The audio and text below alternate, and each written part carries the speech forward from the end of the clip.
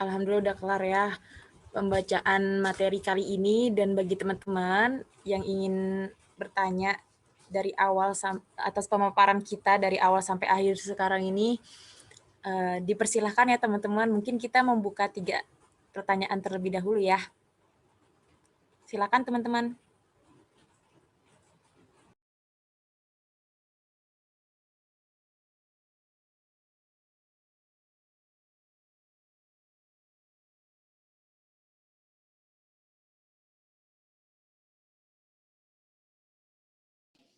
Kak Winda izin bertanya.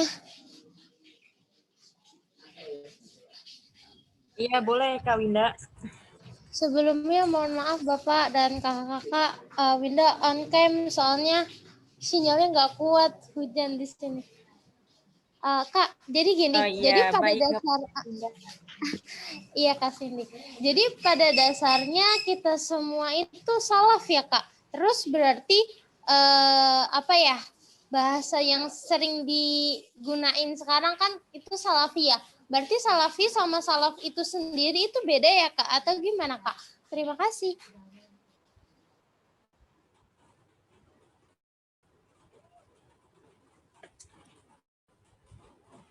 Baik Kak Winda, makasih pertanyaannya. Kita tampung dulu ya Kak Winda. Untuk 2 pertanyaan lagi, Oke, bagi Kak. teman-teman yang ingin bertanya yang masih kurang, iya Kak, boleh. saya ingin bertanya.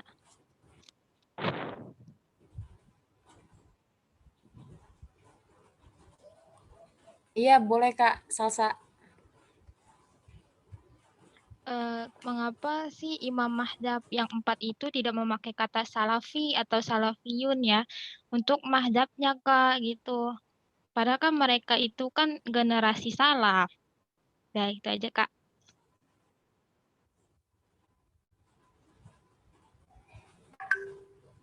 Assalamualaikum Kak, aku izin bertanya boleh? Silakan Bunda Hamidah. Iya, kalau aku melihat dari cerita Ishak sama Ibnu Hambal terkait dengan Ishak kan menanyakan ya pendapat Ibnu Hambal bagaimana sih tentang Al-Quran gitu. Di sini Ishak bertujuan ingin menguji Ibnu Hambal tentang paham antropomorfisme.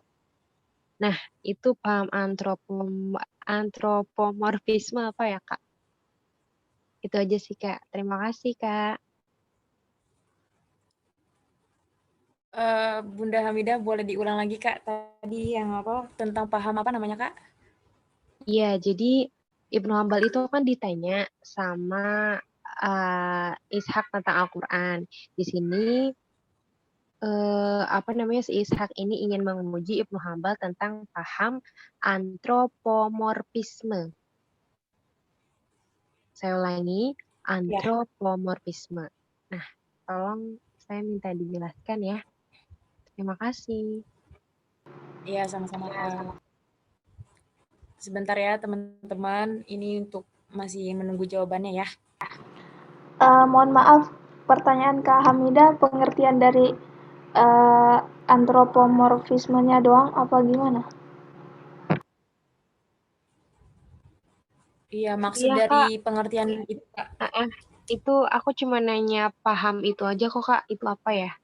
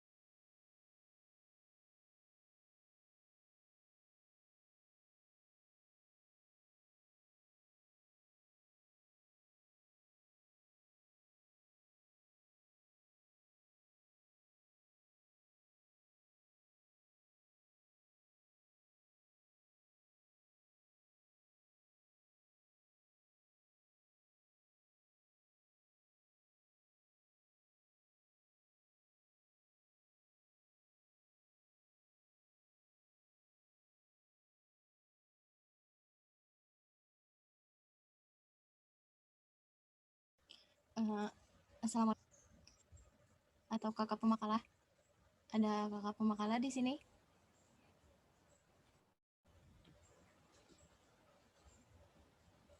Halo kak. Halo Kak Yunita. Iya, Iya, suaranya jelas nggak? Kenapa Kak? Kak Cindy, aku boleh bantu jawab? Oh iya boleh Kak.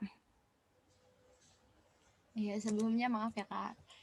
Ini aku mau bantu jawab yang pertanyaan Kak Hamidah.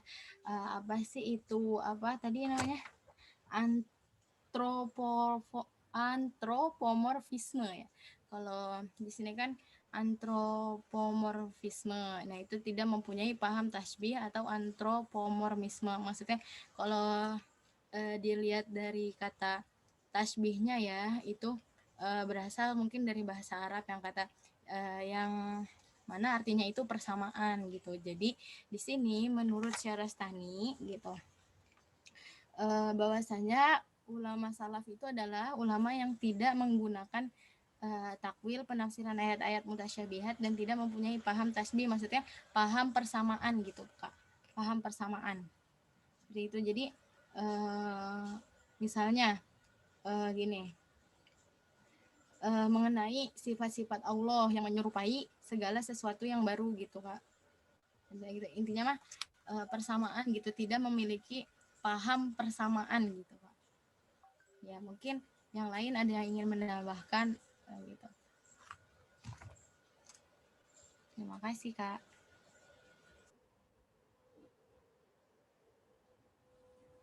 Iya Kak Yunita. Aduh, sinyalnya ngadet-ngadet ya teman-teman. Apa namanya, Kak Yunita? Tadi Kak Yunita berarti definisinya gimana Kak? Tidak menyamakan ya, tidak adanya persamaan ya? Iya kak, jadi ya menurut aku ya kalau misalnya dilihat dari kata tasbihnya gitu, itu kan berasal dari bahasa Arab kak yang artinya itu persamaan gitu. Jadi menurut Syarastani ini tidak apa ya, tidak mempunyai paham persamaan gitu.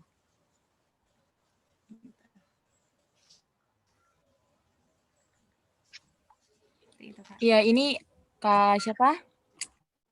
Kak Hamidah ada salam dari Kutsiah.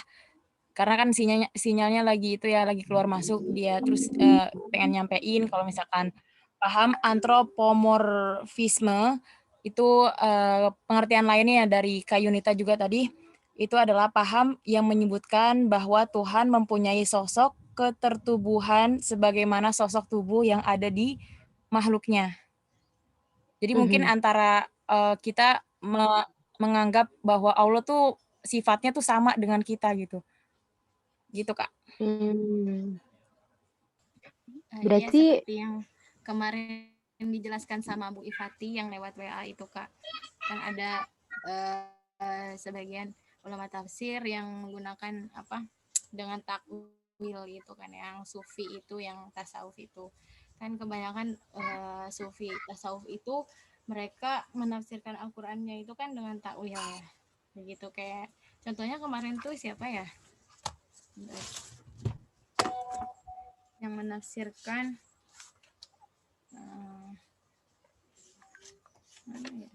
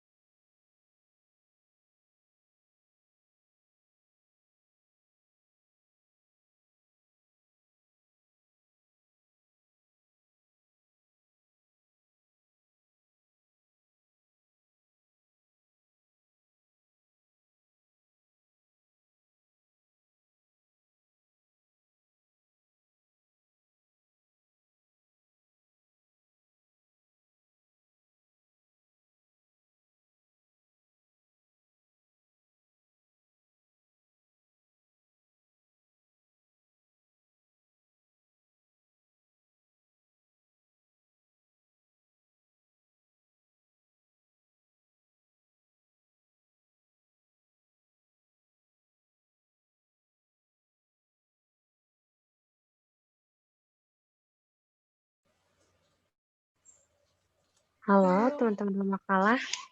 halo Kak Hamida. Tadi aku ngomong ternyata di unmute. Ya Allah, capek deh. Gimana Kak?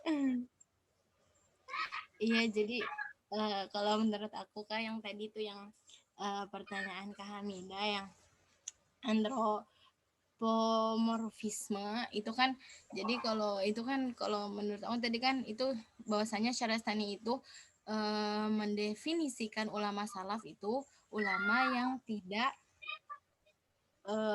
mempunyai paham tasbih atau antroporisme. Maksudnya apa? Mempunyai paham persamaan di sini itu contohnya kayak yang kemarin dibilang sama Ibu Ifati yang tafsir Supi An-Nazori itu Kak, yang surat Muzamil wadzukurisma rabbika watsabatsal ilaihi tabtila. Nah, itu kan kalau misalnya kita artiin secara terjemahkan, sebutlah nama Tuhanmu dan beribadalah kepadanya dengan penuh ketekunan, ya kan? Nah, sedangkan Al-Farabi menggunakan tafsirnya seperti ini, wazkurisma rabbika allazi huwa anta. Nah, jadi ingatlah nama Tuhanmu yang dia sendiri itu adalah kamu. Kan kalau misalnya Al-Farabi kan gitu, seakan-akan tuh Tuhan itu adalah diri kita, disamain dengan diri kita. Nah, di sini kalau misalnya di ilmu kalam, nah Syarastani ini beliau tidak tidak mempunyai paham seperti itu. Gitu Kak Hamida. Oh iya baik. Terus kalau di sini aku baru baca lagi ternyata yang namanya paham antropomorfisme ini kalau di di kalam ini namanya tuh pandangan tajsim. Nah, jadi tajsim itu tadi yang sudah dijelaskan sama Kak Yunita, yaitu menyerupakan Allah dengan makhluknya. Seperti itu. Cuma dengan catatan kita itu tidak boleh pastinya mentajsimkan gitu atau menyerupakan Allah dengan makhluknya. Itu kesimpulannya ya Kak ya? Iya, mungkin seperti Bukan itu Kak. Bunda. Boleh menambahkan gak Winda? Oh ya, silahkan Kak Winda. Ya gimana Kak? Iya, sebenarnya ini Anak-anak sebentar, sorry. kenapa? Bapak lagi di rest area ini, di tol, kan dalam perjalanan. Bapak sholat sebentar, nanti lanjutin aja, nanti tunggu Bapak untuk kasih catatan ya, sholat sebentar ya. Oh iya Dilanjutkan Pak. dulu Baik. diskusinya, mohon maaf.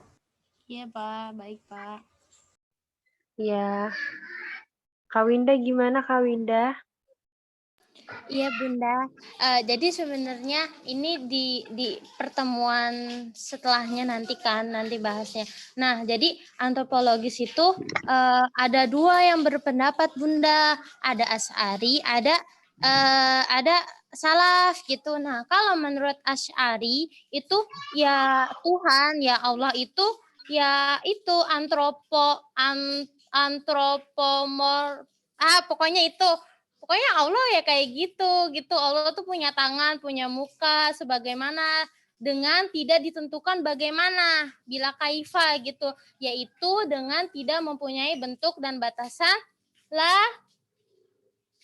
la yukayyaf wala yuhat. Itu ada di buku Harun Nasution, teologi apa? Teologi Islam gitu. Jadi emang apa ya? Ada yang kalau salaf emang itu Bunda, emang enggak, Tuhan enggak boleh digituin, Allah enggak boleh digituin gitu. Tapi kalau menurut Asy'ari itu Tuhan kayak gitu, Allah kayak gitu, Kak. Jadi gitu.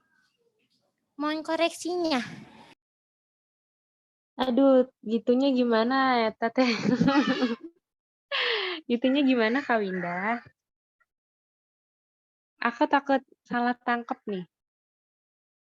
Karena soalnya di sini yang aku bahas ini soalnya tentang kemakhlukan Al-Qur'an ya teman-teman. Perlu dicatat tadi tuh soalnya aku bertanya itu tentang kemakhlukan Al-Qur'an. Nah, karena yang aku pahami adalah Al-Qur'an itu kan tidak serupa dengan makhluk ya.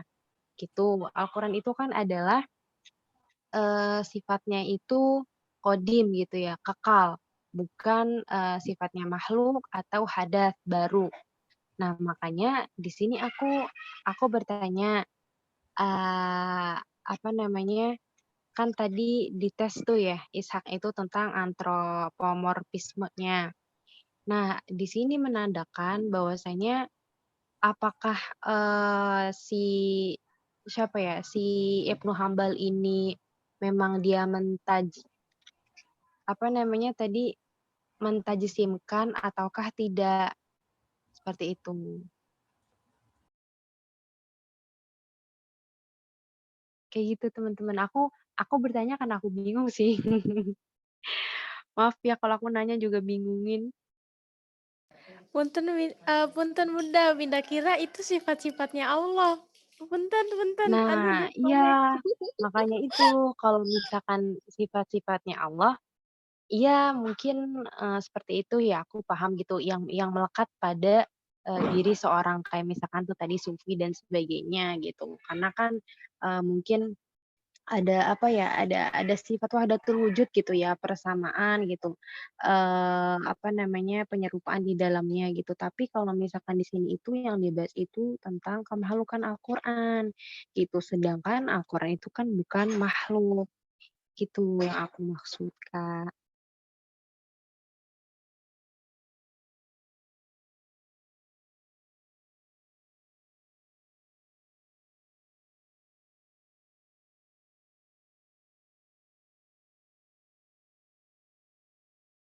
Ya udah, Kak, boleh dilanjut. Udah udah clear kok. Makasih Kak Yunita, Kak Cindy, terus Kak Winda jawabannya.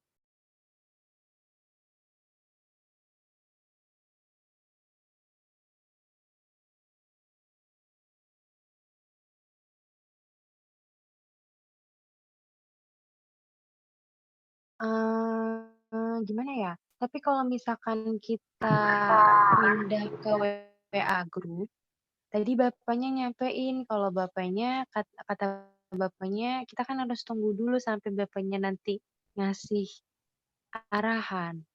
Gimana teman-teman? Iya, tunggu dulu aja. Atau mungkin bisa ini kali, yang pakai laptop didengerin mungkin VN-nya.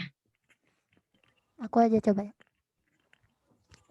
Kakak, alhamdulillah baru masuk ini bersama Kutsi ya. Iya, Kut ya. Alhamdulillah. Maaf sekali Lola nih. Jaringannya semuanya lagi pada ini Pak, lagi pada nggak bagus Yo, soalnya ngapain? juga di rumah. Terus Kak ngapain? karena tadi kan diskusinya juga Udah masih cukup, berjalan. Kak. Yuk kita langsung yuk. Makasih Kak. Ya. Silakan Kak, nanti takut keluar lagi Kak Cindy-nya. Jadi tadi sampai mana teman-teman? Yang tadi pertanyaan aku doang sih, Kak. Ya, masih antro apa tuh? Tuh bapaknya ngechat tuh di Zoom. Oh, dari anaknya. Oke deh, baik. Hah?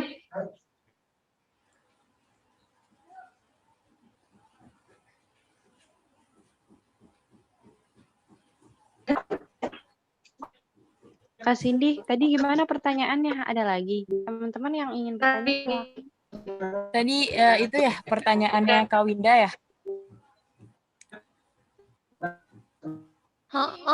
Andi. Iya, bentar ya.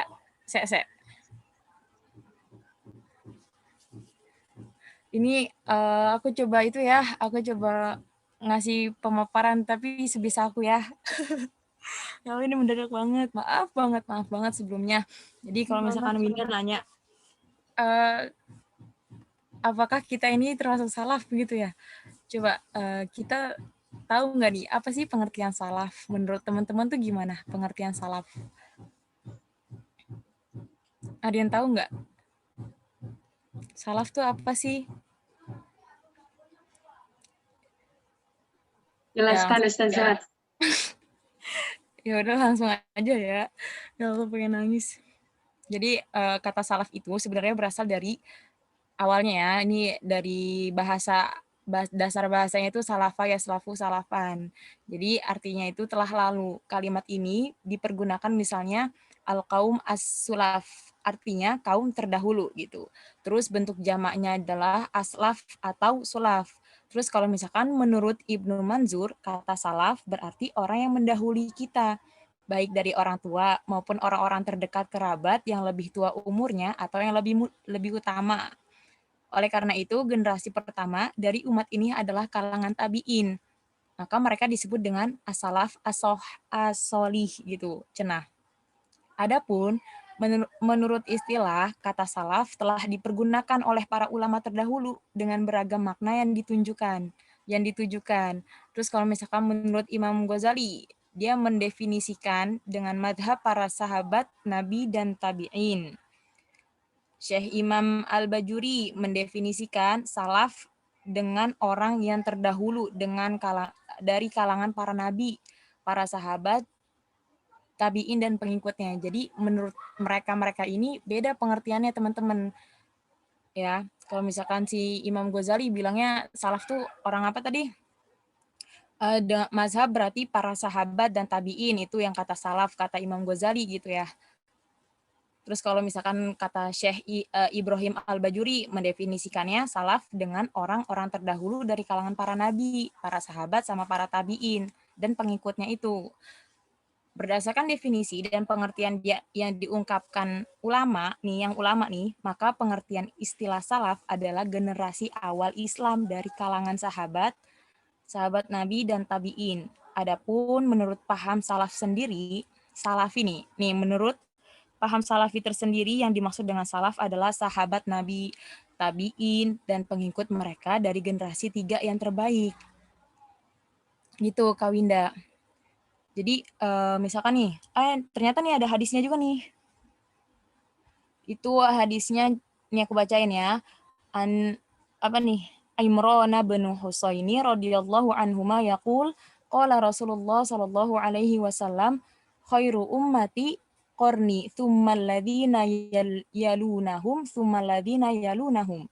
Artinya Imran bin Husain radhiyallahu anhu berkata bahwa Rasulullah bersabda, sebaik-baik generasi umatku adalah zamanku. Kemudian generasi yang setelah mereka atau sahabat ini, kemudian generasi setelah mereka atau tabi'in. Gitu kata si hadis.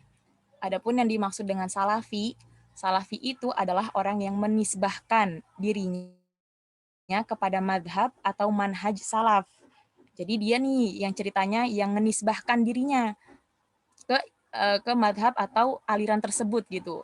Sebagaimana yang diucapkan Imam Az-Zahabi, as-salafi gitu pokoknya, artinya as-salafi adalah orang yang berjalan di atas madhab salaf. Itu kata dia. Berdasarkan definisi tersebut, maka dapat disimpulkan bahwa salafi atau paham salafi bukanlah suatu organisasi gerakan seperti Ikhwanul Muslimin atau lainnya, akan tetapi merupakan manhaj. Manhaj itu apa sih? Manhaj itu kayak aliran, kalau nggak aliran ya metode yang telah dicontohkan dari generasi awal dari kalangan sahabat dan tabi'in. Gitu, Kak. Jadi bedanya salafi sama si salaf tuh itu. Terus yang menjadi pertanyaannya, kalau udah tahu kayak apa dari definisi tersebut gitu ya, apakah kita termasuk salaf gitu, Kak? Menurut Kak Winda gimana, Kak Winda? Soalnya teh di buku ini dipisah salaf, khalaf gitu teh dipisah. Makanya Winda juga bilang berarti bagusan khalaf atau salaf gitu. Winda juga bingung. Ini apa khalaf? Ada khalaf? Khalaf itu yang itu loh, yang Asy'ari itu di sini dinamainya khalaf. Ahlus sunnah itu dinamainya khalaf di sini di buku ini. Itu. Udah bingung. Oh iya, Kak, itu salaf sama kholaf itu beda aliran, Kak. Aku ini kan nanti aku kelompok 6 baru kholaf, ini salaf. Oh, berarti ini lagi bahasnya salaf sama salafi, Kawin. Iya, betul. Memang Iya. salaf sama khalaf itu iya emang beda teman-teman, itu beda aliran. Makanya kadang ada orang yang apa ya, biasanya tuh kalau salaf tuh identiknya tuh disebutnya apa, terus kalau orang yang khalaf tuh disebutnya tuh identiknya apa, kayak gitu. Hmm. Ada yang menyebut salaf itu Wahabi gitu, tapi apa ya, Oh. Wahabi ada yang menyebut Salafi gitu, tapi tidak semua Salafi itu adalah orang Wahabi gitu. Terus khalaf ini juga mereka nisbahnya tuh kemana itu beda-beda teman-teman, gitu. Jadi jangan sampai keliru, hati-hati. Oke, benar-benar. Ya, saya pun baru tahu ya. Makasih teman-teman loh. Kak siapa tadi? Kak Hamidah sama Kak Salsa.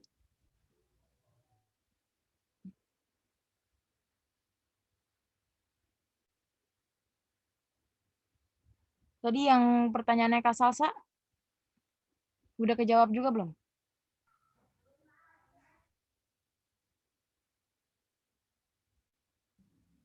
Atau mungkin gini kali ya, Kak Winda, ini cuma sedikit tambahan aja ya, nanti lebih kurangnya kalau masih bingung kita tanya. Jadi ulama salaf dengan ulama khalaf, kalau ulama salaf itu kan yang terdahulu, gitu kan. Terus tadi sudah disampaikan oleh Kak Winda yang 3 periode itu, sebutlah gitu ya. Sahabat, tabi'in, tabi'ut tabi'in. Nah, itu adalah ulama salaf. Kalau misalkan kita coba membaca referensi buku gitu ya, kitab-kitab itu ada beberapa pendapat nih, misalkan ada pendapat dari ulama salaf, ada pendapat dari ulama khalaf. Nah, kalau khalaf ini adalah orang-orang yang mutakhir, ulama-ulama yang lebih terkini, yang lebih modern gitu. Itu ulama-ulama khalaf. Ulama-ulama salaf ya ulama-ulama yang lebih terdahulu. Kayak gitu teman-teman kalau misalkan untuk sedikit membedakan ya antara salaf dengan khalaf. Kalau ulama salaf itu adalah ulama terdahulu, nah kalau khalaf ini adalah ulama yang bisa dibilang mutakhir gitu. Jadi ada di generasi-generasi akhir lah gitu.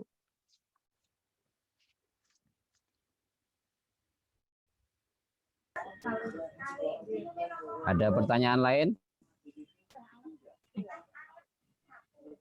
Aku tanya. Tadi Bapak, Kak yang oh iya.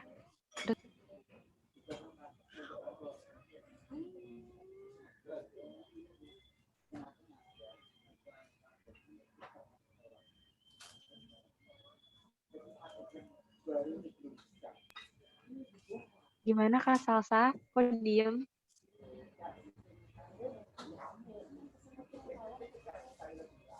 Halo Kak Salsa. Bapak mohon diarahkan Pak, dari tadi kita kebingungan. Bingung kenapa? Tak tahu arah. Nggak tahu arah jalan pulang, Pak. Iya, udah selesai belum? Maksudnya pertanyaan-pertanyaan yang lain, kalau enggak ditutup dulu baru kita diskusi.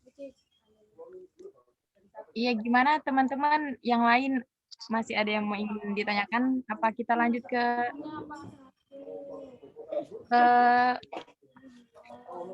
penjelasan dari Bapak? Kayaknya Oke, penjelasan dari Bapak ditutup deh, dulu, ditutup dulu.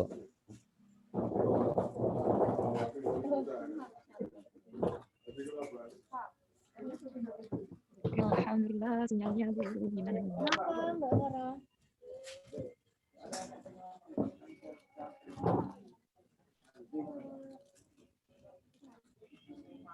Halo, Kakak Pemakalah. Dia suaranya hilang. Udah ditutup Ya, belum? halo. Silakan Teman-teman. ditutup, Kak. Ya udah kita akhiri ya. Teman-teman, masih ada yang ingin ditanyakan atau enggak nih? Kalau misalkan tidak ada, kita akhiri ya. Ini ada. Terima kasih untuk semuanya atas partisipasinya dalam mengikuti diskusi kali ini kelompok 5. Mohon maaf sebesar-besarnya atas kesalahan dan juga kelalaian kami semua. Ya, tadinya seharusnya kita lakukan di pagi hari ya. Karena kelalaian kami jadinya siang sama sinyal juga teman-teman. Mohon maaf sebesar-besarnya ya Bapak dan juga teman-teman. Untuk itu Ya. mari kita akhiri presentasi kita pada siang hari ini dengan baca lafaz Alhamdulillahirabbil alamin. Untuk selanjutnya mari sama-sama kita dengarkan penjelasan dari Bapak Mukhlisin. Padanya kami persilakan Pak. Terima kasih. Terima kasih ya kelompok 5 yang sudah mendiskusikan, mempresentasikan tentang salah satu kelompok, salah satu firqah, salah satu aliran dalam ilmu kalam namanya salaf. Wabil khusus tokoh Ibnu Ahmad bin Hambal sama Ibnu Taimiyah. Mohon maaf Bapak off kamera ini kadang lagi di rest area, nanti malah salah fokus. Jadi Iya Pak, nggak apa-apa Pak. Bapak hari Minggu yang lalu memutuskan pulang karena ayah sakit, masuk rumah sakit. Jadi alhamdulillah kemarin udah keluar rumah sakit. Jadi tadi pagi balik dari Banyuwangi ini masih nyampe mana ini Pasuruan. Pertama kalau bicara salafi itu sebagaimana arti katanya ya, terdahulu ya, atau orang-orang terdahulu. Artinya apa? Kelompok salafi ini kelompok yang pengen mengembalikan kemurnian Islam itu ke zaman orang-orang yang dahulu. Itu secara umum. Nah, orang-orang terdahulu itu dimaknai oleh kelompok salafi kira-kira 300 tahun lah. Yaitu zaman apa?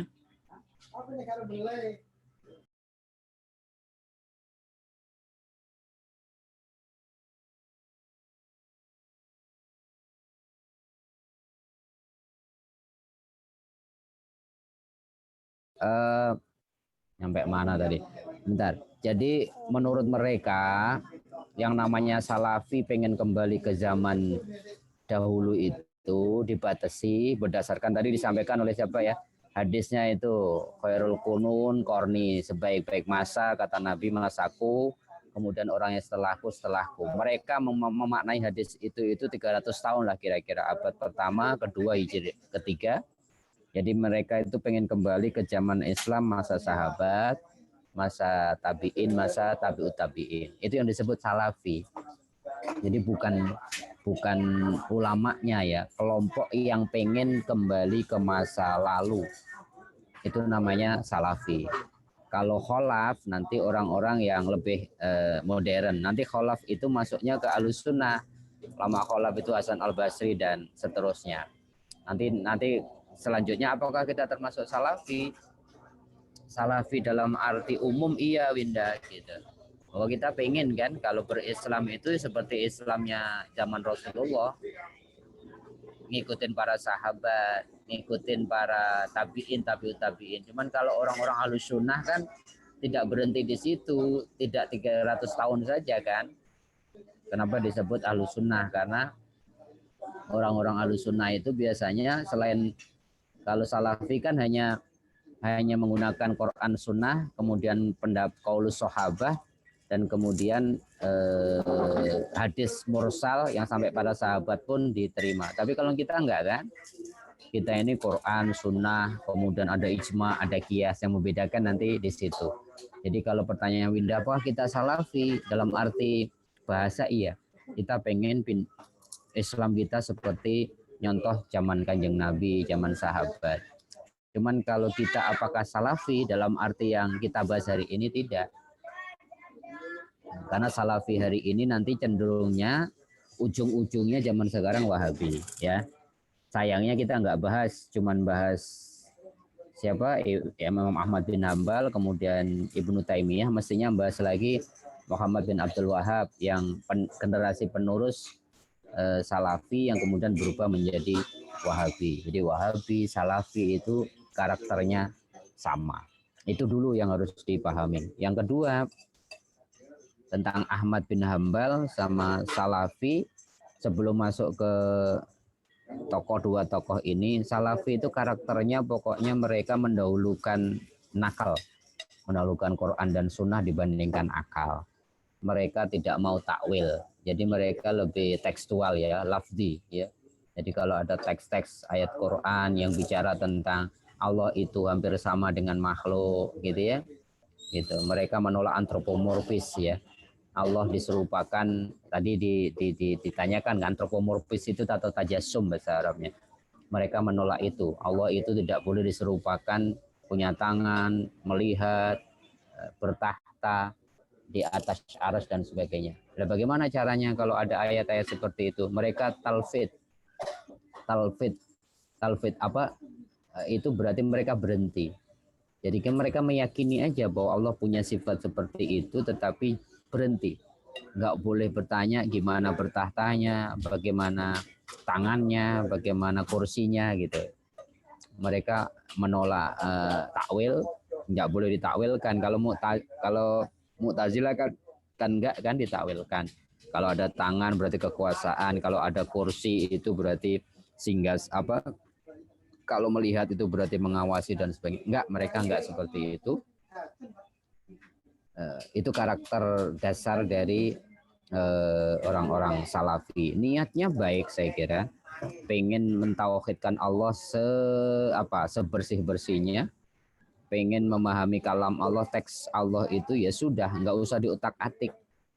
Kalau diutak-atik nanti boleh jadi keliru menggunakan akal. Itu Imam Ahmad bin Hambal ini sosok yang luar biasa, anak-anak. Dia fakih ya, dia ahli fikih, madhabnya jadi madhab ahlus sunnah kan, Imam Ahmad Hambali. Dia muhaddis, dia punya musnad Ahmad bin Hambal. Itu musnad itu kumpulan hadis. Kalau kita baca musnad Ahmad bin Hambal itu luar biasa, hadis termasuk hadis yang 6 ya, yang dijadikan rujukan ahlus sunnah kalau mencari hadis sahih dan tidak. Selain Bukhari, Muslim, Ibnu Majah, At-Tirmidzi, An-Nasa'i, itu salah satunya adalah Imam Ahmad bin Hambal. Tetapi dia ternyata juga mutakallim, dia ahli kalam. Luar biasa ilmunya, belasan tahun sudah hafal Quran dan kemudian fakih, alim, warok dan sebagainya. Cuman memang Ahmad bin Hambal sebagai pendiri Salafi awal memang itu tadi tekstual ya, hitam putih ya, harfiah, menolak takwil. Dia berpendapat Al-Qur'an itu qadim ya, tidak diciptakan. Al-Qur'an itu berarti qadim, itu berarti apa? Dahulu, artinya dia sejak awal berbeda dengan Mu'tazilah yang mengatakan Al-Qur'an itu diciptakan. Imam Ahmad bin Hambal juga mengatakan iman itu tidak statis, yazidu wa yanqus. Kalau kita berbuat kebaikan, iman nambah. Kalau kita berbuat dosa, kita turun dan sebagainya. Jadi Imam Ahmad bin Hambal masih smooth, masih bagus, niatnya murni. Cuman ketika Ahmad bin Hambal diganti, diteruskan oleh Ibnu Taimiyah sudah mulai agak ekstrim, agak keras. Maka tokoh-tokoh Salafi Wahabi itu zaman sekarang kan Ibnu Taimiyah terkenal ya. Pendapatnya hampir sama, cuman Ibnu Taimiyah sudah mulai berani membid'ahkan, ya, menyalahkan orang-orang yang tidak sependapat dengan dia, menganggap pendapatnya paling benar, dan itu yang membuat kemudian mulai ada konflik ya di Ibnu Taimiyah. Secara prinsip kalamnya dia sama ya, dia menolak, dia yang agak berbeda itu dia tajassum, dia menyetujui antropomorfis.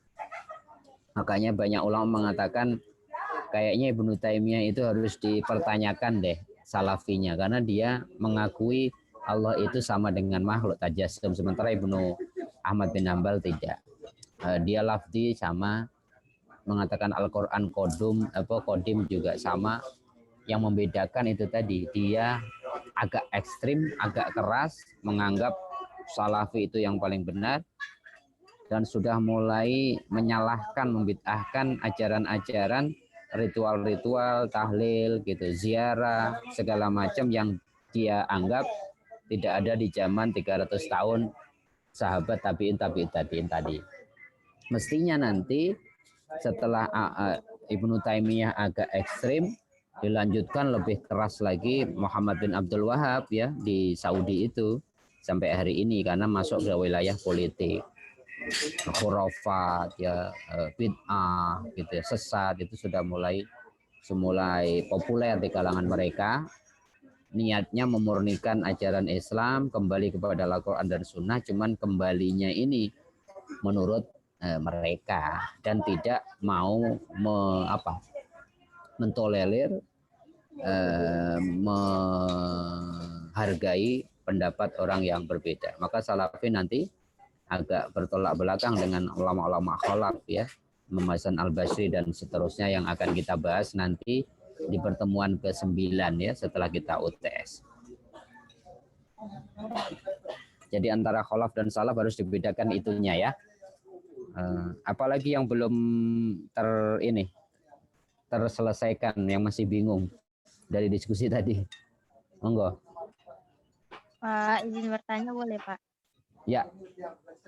Kan kalau orang-orang salaf tuh bilangnya ayat Quran tuh kan nggak boleh ditakwilkan kan Pak. Tapi di ayat Quran tuh dijelaskan kalau ayat Quran tuh janganlah kalian menakwilkan ayat Quran kayak gitu Pak. Itu kayak mana tuh Pak? Bukan, jadi Quran yang ngomongin ayat Quran takwil itu kan ngomongin ayat-ayat muhkamat mutasyabihat kan. Tidak mentakwilkannya orang kecuali ar-rasikhuna fil ilmi, orang-orang yang punya kemampuan. Mentakwil itu dilarang bagi orang yang tidak punya kemampuan. Tetapi kalau orang-orang salah, berhenti. Biarkanlah Quran berbicara apa adanya secara tekstual. Tapi kan kalau qila kholaf kan tidak. Ada beberapa yang memang perlu ditakwil, karena takwil dalam Al-Quran kan boleh kan. Coba nanti kalau kita belajar ulumul Quran, at-ta'wil fil Quran boleh dalam beberapa ayat. Terutama ayat-ayat mutasyabihat. Yang tidak boleh itu kita mentakwil ayat-ayat yang muhkamat. Ayat tentang sholat, puasa, haji, nggak boleh ditakwil. Takwil itu kan memalingkan dari maksud ayat. Allah, tangan Allah di atas tangan mereka. Kalau nggak ditakwilkan kan susah memahaminya. Maka dipalingkan dari secara teks itu, maksudnya Allah berkuasa atas manusia. Jadi bukan tidak boleh mentakwil, tetapi ada wilayah-wilayah kalau di dalam bahasa Quran ada ayat-ayat muhkamat yang tidak boleh ada takwil di situ. Tapi kalau ayat-ayat mutasyabihat, ayat-ayat yang masih samar, di situ ruang takwil ada. Banyak tafsir-tafsir yang mentakwil ayat-ayat. Ibnu Arabi ya, Ar-Razi dalam Ibnu Arabi itu banyak sekali mentakwil ayat-ayat yang kemudian mengagetkan banyak orang ya. Fakhrur Razi juga mentakwilkan ayat, terutama tafsir-tafsir Muhammad Abduh juga mentakwilkan ayat, terutama tafsir-tafsir dari kalangan Mu'tazilah yang memberikan ruang kepada akal, mereka mentakwil tapi tidak semua ayat ditakwilkan. Jadi bukan menutup rapat takwil ya kalau Quran, tapi tidak boleh sembarangan mentakwil ayat.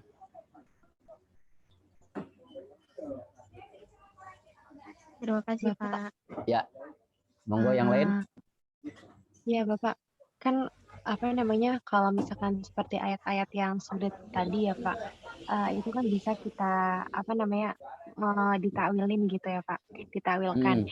Nah, terus kan kadang kan jadinya kayak multitafsir gitu. Terus pasti kan seorang mufasir mungkin punya pendapatnya masing-masing gitu ya. Kayak tadi tuh misalkan yang mengagetkan banyak orang gitu, atau mungkin ada yang pandangannya tuh ekstrim gitu.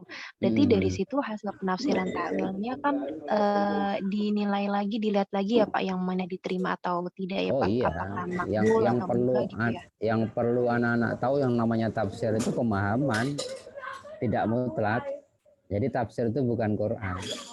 Jadi kenapa biasa antara tafsir yang satu dengan tafsir yang lain beda-beda, karena tafsir itu pemahaman. Jadi upaya ulama tafsir untuk memahami ayat Al-Quran itu namanya tafsir. Kadang dengan takwil, dengan qiyas dan segala macam. Enggak boleh dimutlakkan yang namanya tafsir. Tidak ada monopoli kebenaran. Yang benar itu Al-Quran, tapi tafsirnya kan beragam kan. Jadi dalam diskusi tafsir itu tidak boleh dimutlakkan. Tidak ada tafsir yang paling benar. Masing-masing ikhtiar dengan tentunya ya dengan ilmu, dengan bahasa, dengan balaghah, Ada yang menafsirkan orang dengan sisi balaghahnya, ada yang menafsirkan dari sisi falsafinya, ada yang mentakwilkannya. Nggak apa-apa, tapi harus ada syarat-syarat dasar mufasir kan. Ahli bahasa Arab nggak boleh sembarangan, ada batasan-batasannya. Tetapi yang perlu tahu, namanya tafsir itu relatif. Tafsir itu tidak mutlak, tidak mesti benar.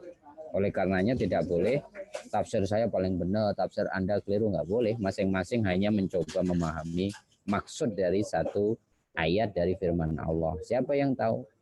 Allah. Makanya kan harus diakhiri biasanya kan wallahu a'lam bishawab. Dan Allah lah yang lebih tahu yang sejatinya benar.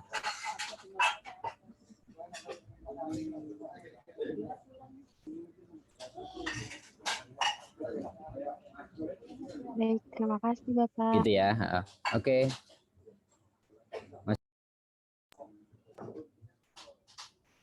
Kalau nggak ada kita ngomongin UTS.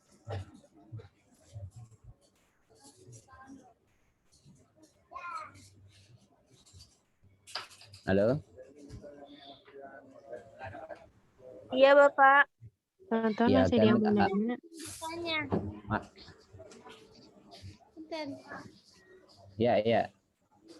Takut nanti keluar di UTS.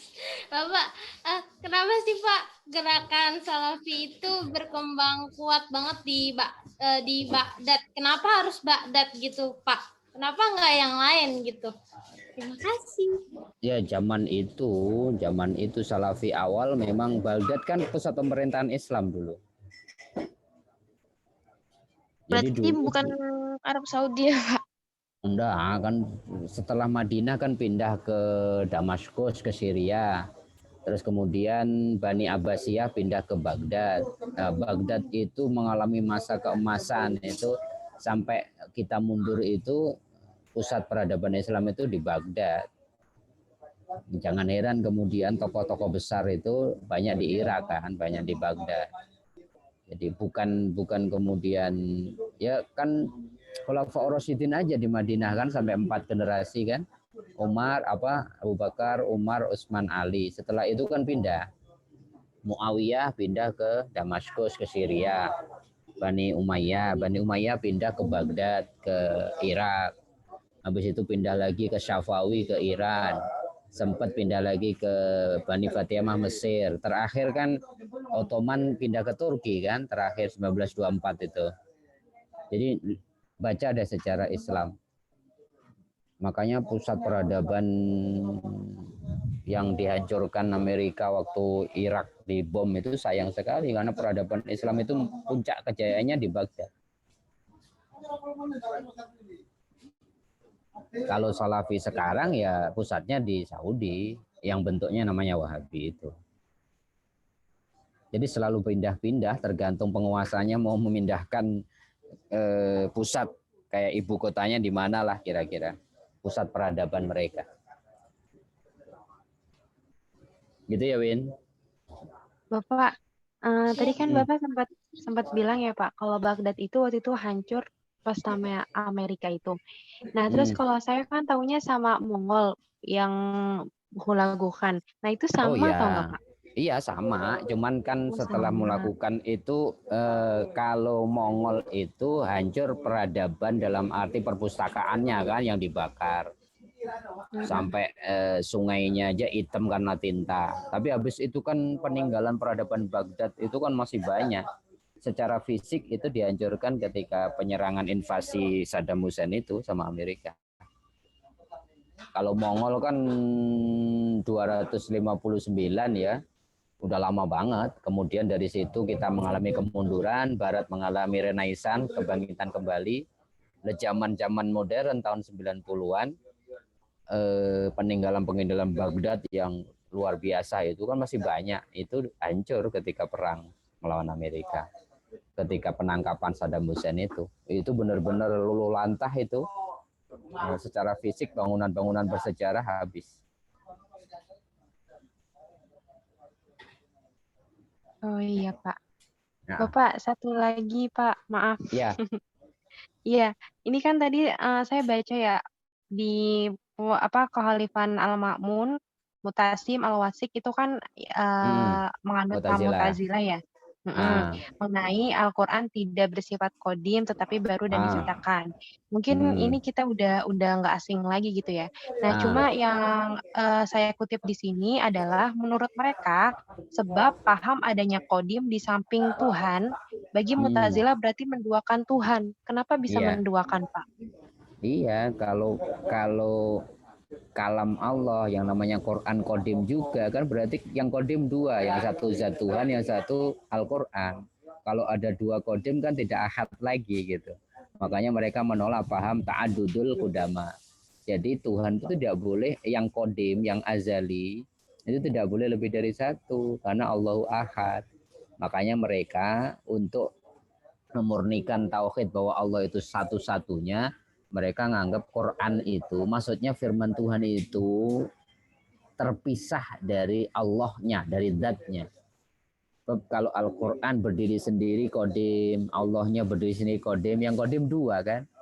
Ada yang dua berarti ada dua yang sama-sama kodim. Kalau dua sama-sama kodim, sama-sama azali, berarti tidak esa lagi.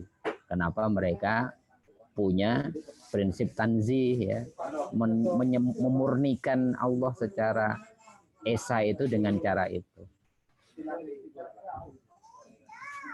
Mereka menolak ta'adumul kudama ya. Jadi yang kodim nggak boleh satu. Cuman kalau orang-orang salafi mengatakan kodim, iya Allah sama firmannya itu satu, tidak dipisah gitu loh. Jadi bedanya di situ. Jadi ketika orang-orang salaf mengatakan Al-Quran kodim, itu maksudnya kalam Allah itu tidak terpisah dari zat Allah. Misalkan hamidah itu satu dengan pembicaraan hamidah gitu. Jadi tidak menduakan, tidak ada selain Allah. Kalau orang-orang Mu'tazilah enggak, antara hamidah dan pembicaraannya itu beda. Makanya kalau hamidah sama pembicaraannya dipisah sama-sama kodim kan berarti ada dua yang kodim dan itu berarti tidak esa lagi. Itu logika rasionalnya orang-orang Mu'tazilah. Kenapa selama 3 periode Ma'mun, Mutawakil sama Wasi itu mereka mengadakan sidang kepada ulama siapa saja yang mengatakan kodim Al-Quran dan siapa yang mengatakan kudus, karena mereka punya pendapat Quran itu makhluk, Quran itu diciptakan, Quran itu baru gitu ya. Ya baik Bapak, terima kasih. Oke. Untuk minggu depan karena sudah pertemuan ke-7 kita akan UTS. UTS-nya seperti biasa, IC, kemudian nanti dikumpulkan oleh penanggung jawab, kemudian setelah terkumpul semua baru dikirimkan by email atau Google Drive ke Bapak ya. Waktunya sama dengan jadwal kita, berarti Kamis pagi, berarti jam pertama. Mengenai resume, semoga Bapak besok sudah nyampe Jakarta. Nanti sebelum weekend inilah insya Allah Bapak kirim yang belum terkirim dari beberapa tema yang kita sudah pelajari. Gitu ya. Baik, Pak. Baik, Pak. Oke, kita berikan aplaus dulu untuk kelompok 5 yang sudah presentasi tentang salaf. Terima kasih ya kelompok 5, mudah-mudahan ilmunya manfaat, pemahamannya benar dan barokah insya Allah. Semangat untuk UTS minggu depan ya. Mohon maaf hari ini Bapak agak ini tidak paripurna ngikutinnya karena kendala di jalan, tapi insya Allah lah nanti beberapa catatan dari beberapa yang belum Bapak kirim resumenya dikirimkan ya. Terima kasih, selamat nyiapin UTS sampai Kamis depan ya. Assalamualaikum warahmatullahi wabarakatuh. Salam Bapak, hati-hati di jalan ya Pak. Ya, terima kasih. Terima kasih Pak. Teman-teman aku ending ya. Selamat istirahat semuanya. Oke.